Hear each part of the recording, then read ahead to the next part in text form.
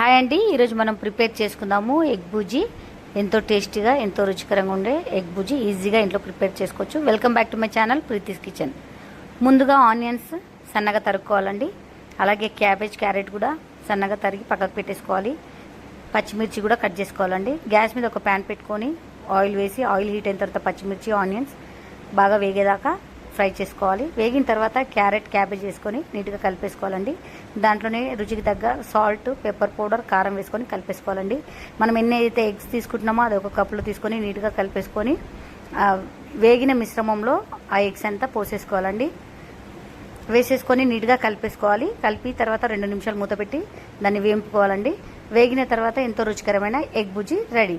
ఈరోజు లంచ్ కోసం వేడి పప్పు, వేడి అన్నం, టమాటా పచ్చడి, ఎగ్ బుజీ కాంబినేషన్ చాలా బాగుంటుంది. మీరు కూడా ట్రై చేయండి. నా రెసిపీ నచ్చినట్లయితే లైక్, షేర్, కామెంట్ చేయండి. బాయ్.